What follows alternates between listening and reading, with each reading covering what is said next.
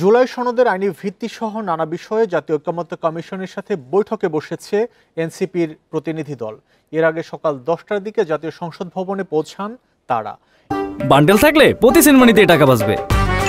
বিকাশ send money bundle কিনে জিতুন প্রতি লেনদেনে। এনসিপির 5 সদস্যের প্রতিনিধি দলের নেতৃত্ব দিচ্ছেন সদস্য সচিব আখতার হোসেন। গত 17 অক্টোবর জাতীয় সংসদ ভবনের দক্ষিণ প্লাজায় জুলাই সনদ স্বাক্ষর অনুষ্ঠানে এনসিপির পক্ষ থেকে কেউ যোগ দেননি। সেদিন দলটির পক্ষ থেকে 3টি শর্তের কথা বলা হয়েছিল।